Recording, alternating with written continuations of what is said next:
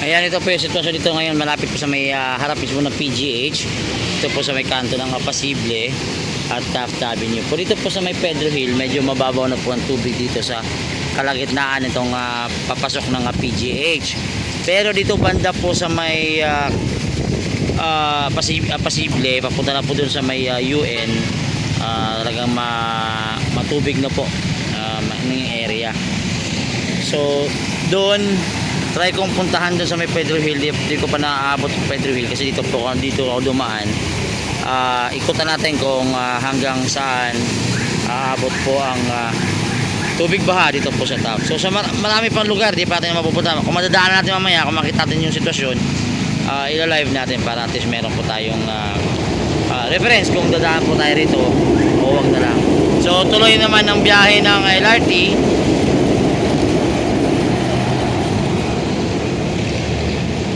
So mag-ingat po tayo, medyo talagang malalim-lalim din.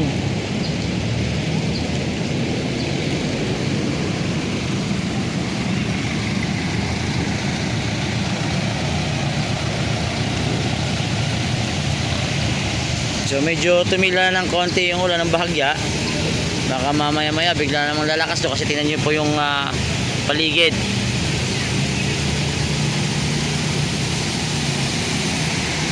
So kung makakadaan tayo sa ibang location mamaya, baka tingnan natin yung sa may sakop ng Tondo, ng mga area ng bahain. Tingnan natin kung tumataas ba o effective bang pag-declogging natin. Actually, tuloy-tuloy po ang declogging ng lungsod ng Manila, yung pinag-uutos ni Yorme na kailangang i-declog itong mga kanal natin, especially po katulad dito, meron po mga butas dito. Pero syempre mababaw kasi ang Manila, kahit paano talagang laging binabaha. Kaya nga last time naalala nyo, sabi nga ni Yorme na binubuksan doon sa may Malate. Tingnan natin doon, after this tingnan natin doon yung sitwasyon kasi may tinanggalan nung parang nagbablock doon sa tubig noon. So bubuksan po yung apat na yon. So titingnan natin kung may malaking naitulong ba. So thank you Device, good morning, good morning. Ingat kayo. See you po.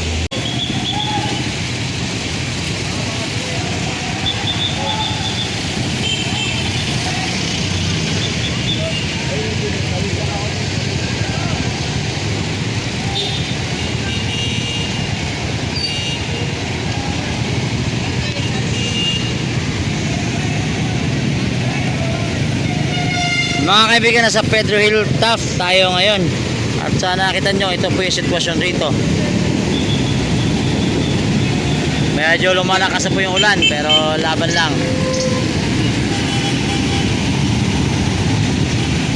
Ayan, yung itong tumbok na kasana to, yung nasa harap ko ngayon, papunta po ng Robinson yan, papuntang Robinson's Malate. So mamaya, try natin pasukin yung kabilang side. Kung makakatawid tayo hanggang dun sa may Rojas Boulevard, at tingnan natin yung sitwasyon ng baha-baha roon, kung nabawasan ba mabilis mong humupa agad yung tubig baha. So ito ngayon,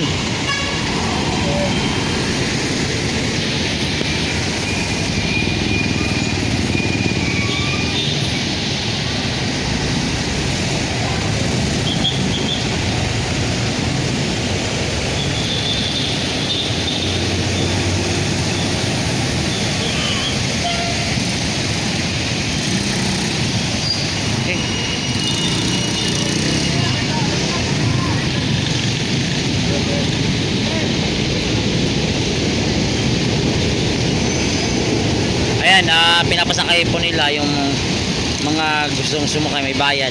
I don't know kung magkano po bayad niya, siguro 20 patawid lang doon sa kabilang side. Ayan, kasi medyo malalim-lalim talaga. Ayan, palakas na po na palakas ang ulan. Medyo basa na rin tayo, pero hindi po tayo mapapatinag. Ate, magkano bayad tawid? Magkano bayad patawid? 20. 20 yung bayad patawid, pero iba tumatawid na talaga sila diretso.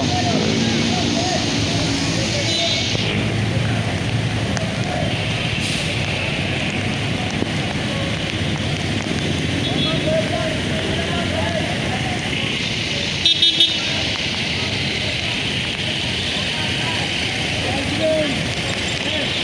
So mga kaibigan, ikutin natin yung kabilang side kung ano po sitwasyon doon, kung mas malala ba yung problema kasi dito.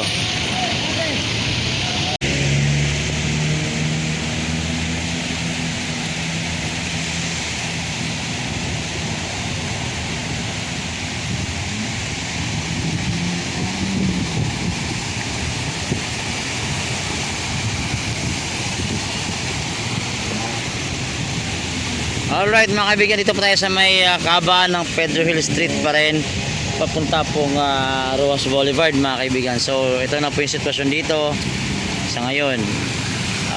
Yung ibang mga sasakyan hindi na po tumutuloy doon sa dulo dahil nga siguro sa lalim ng tubig. So tingnan natin dito sa side na to, ano po nga sitwasyon ng Rojas Boulevard, Pedro Hill Street, corner Pedro Hill Street. So yung tubig tingin ko di pa naman umaabot masyado sa kalsada ito sa may Rojas Boulevard. Medyo okay pa dito, makakadaan ka pa ng maayos dito.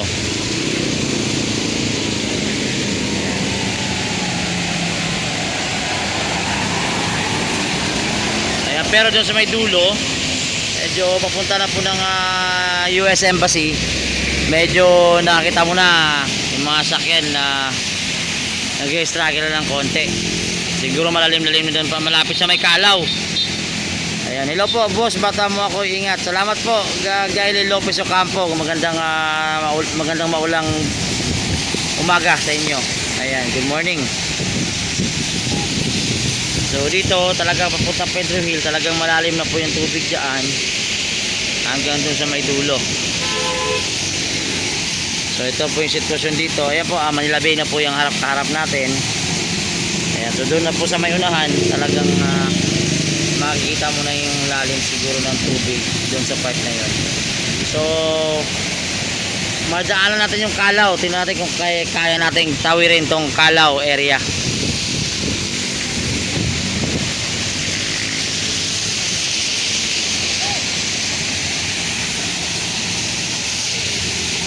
So ayan, so ito talaga medyo malalim-lalim talaga dito.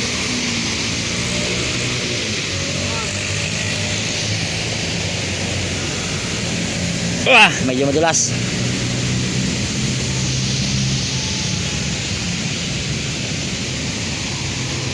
So dito talaga yung side na service road, medyo malalim na talaga yung service road.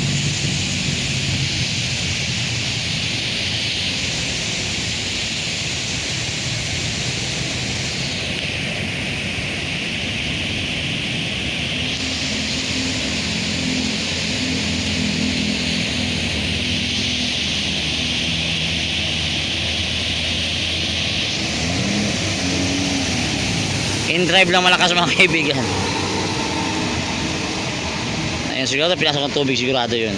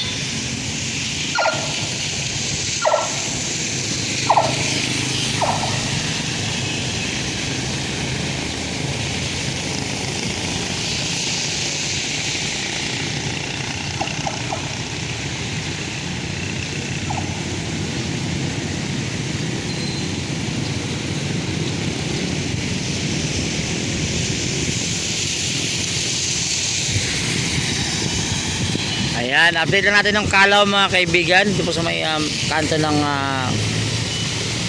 Kalaw Avenue tsaka Maria Rosa Street. Passable na po, nakakadaan na po yung mga sakyan, wala na po yung baha-baha rito.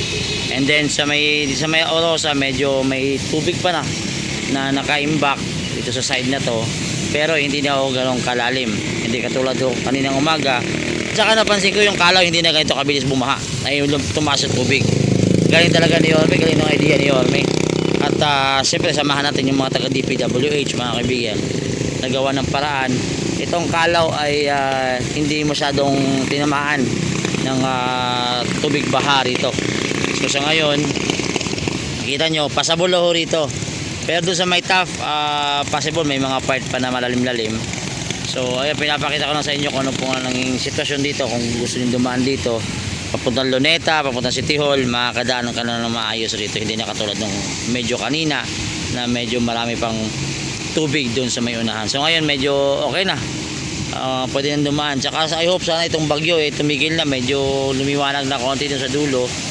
Pero wag tayong pakabahala kasi baka biglang bumagyo na naman at lumakas na naman ang ulan at magkakaroon naman ng baha-baha rito. So ayan mga kaibigan, magandang morning po. Ingat po tayo. See you po.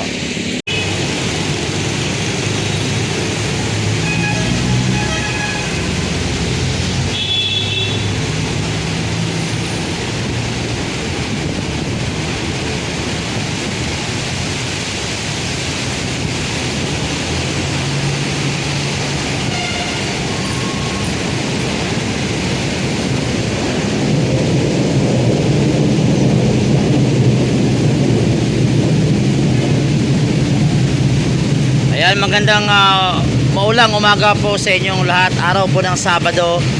At nandito po tayo ngayon sa may Taft Avenue, kanto po ng UN.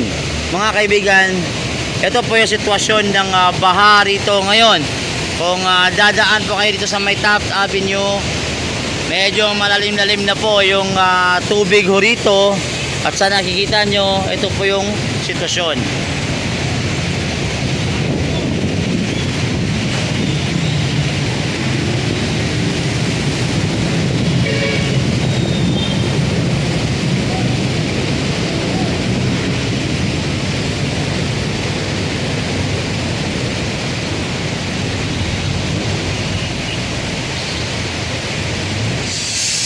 Morning. Sa ngayon mga kaibigan, ang mga sasakyan ho rito ay hindi na ho rito tumatawid yung iba, yung mga maliliit. Kasi sa lalim po ng tubig ho rito, siguradong aabutin, kaya especially po yung mga motor na motorista na dadaan ho rito. Ito po yung LRT Station UN at ito po yung sitwasyon dito.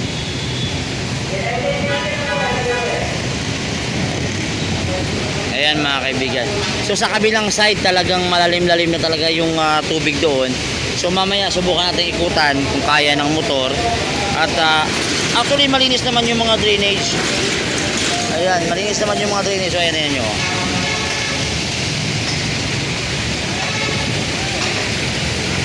So tingnan natin dito mga kaibigan. Morning. Ayan.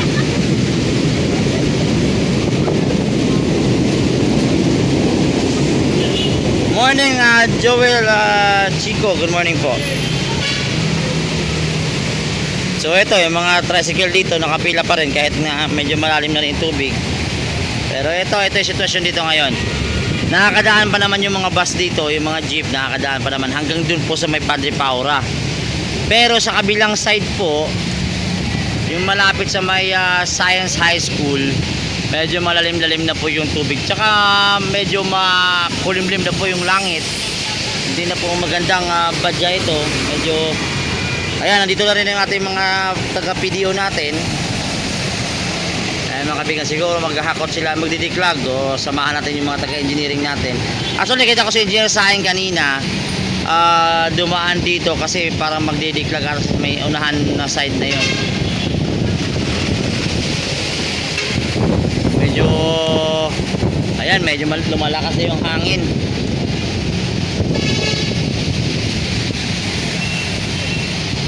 So try nating ikutan doon sa kabila, kung makakakuha tayo ng magandang video doon at para makita nyo po ang sitwasyon nangyayari dito sa may kahabaan po ng Taft Avenue. So abangan nyo mga kaibigan, lalalim pa to hanggat patuloy ang pag-ulan dito sa lungsod ng Maynila. So lilipat po ako sa kabila para makita nyo po yung sitwasyon, para makuha na natin ng footage. Ayun, lumalakas na yung hangin ayan, dito na po sa may NBI to. Pag babaan nyo, medyo ganito na po yung sitwasyon. So lipat na sa kabila, papakita ko sa inyo kung anong sitwasyon. Lakad tayo doon.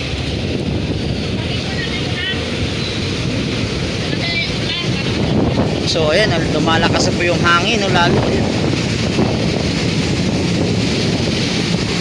Ayan, oh. Makita nyo yung bagyo.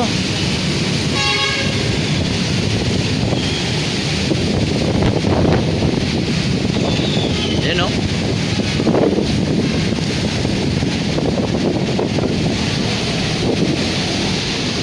So, subukan natin tumawid sa kabila. Tingnan natin yung sitwasyon doon. Actually, kanina pagdating ko, medyo hindi pa ganito ka ano yung tubig dito. Ngayon, oh, inaabot na po dito. Uy! Hello! Tingin ko pare, pasabol naman, pero sa gilid lang siguro. Oo. Huwag ka lang pumakit na pare, baka speedboat labas niyan. Oh, ingat ka, ingat ka. Alright mga kaibigan, so eto, medyo malalim.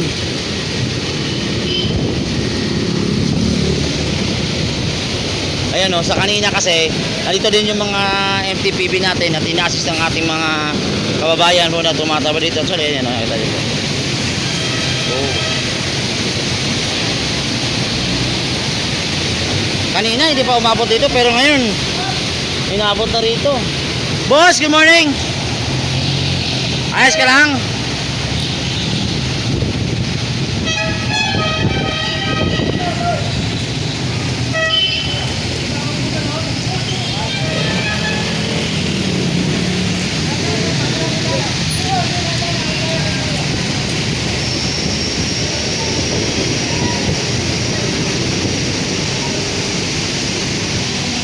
Ayan po yung ating MTPB, ina-assist po yung ating mga actually mga kaibigan, palakas na palakas po yung hangin dito. Kanina medyo hindi ganito, medyo okay pa kanina, pero biglang lumakas ng ganito. Ayan o, inaabot na po yung tubig dito. Kanina pagdating ko, wala pa to. Dito sa may Kalaw, ay sorry, dito sa may UN Avenue, tingin ko sa may Kalaw, lubog na rin. Pero dito sa may UN Avenue, medyo passable pa. Pero ito yung nakita nyo ngayon, ayan o.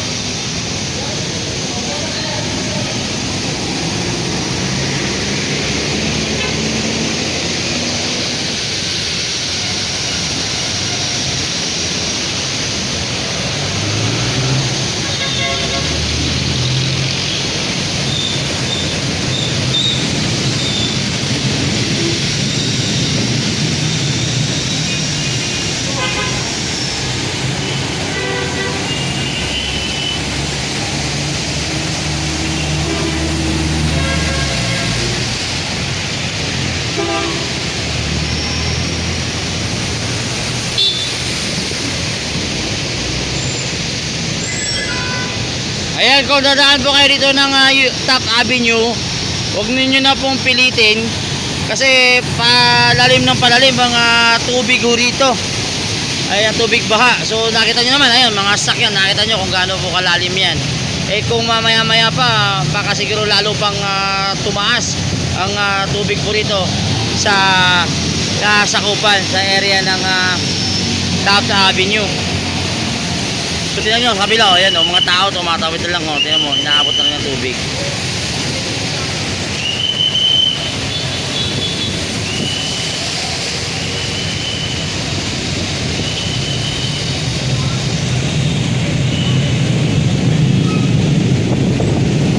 Actually, inaabot na ibang motor, namamatayan na makina o.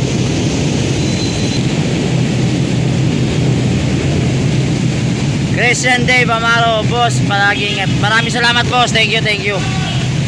Ayan, binibigyan ko lang kayo ng heads up, baka dumaan kayo ng Taft. Ganito na po yung sitwasyon ngayon sa Taft Avenue. Medyo malalim-lalim na rin yung tubig ho rito. Baka hindi kayanin ng mga motor nyo.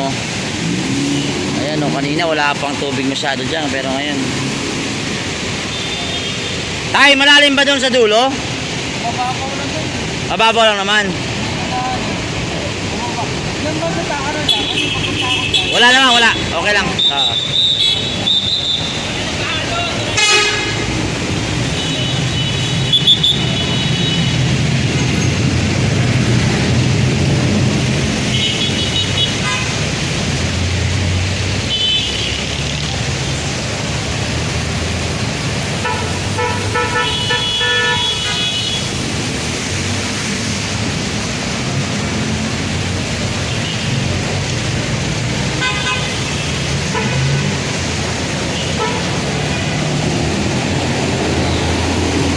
Hindi? Tumirik? Inabot? Malalim ba doon? Saan ka?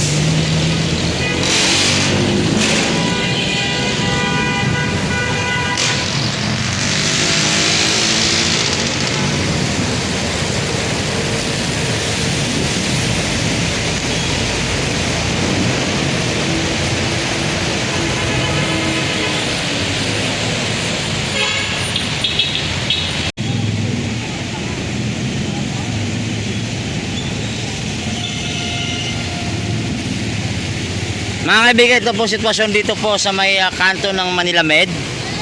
Ayan, sa nakita nyo, talagang malalim. Malalim po ang tubig na rito sa side na to. Ayan, baha-baha na talaga. Ayan, sa nakita nyo, medyo malalim-lalim to mga kaibigan.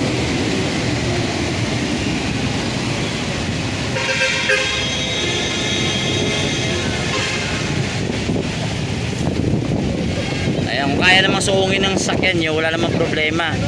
Ang problema ay malalim-lalim po talaga rito. So, natry ko pong umikot doon sa may bandang Pedro Hill kung ano po yung sitwasyon dito. So, pinapakita ko lang yung side ng Manila Med para makita nyo rin kung makakadaan kayo rito. So, ingat lang po.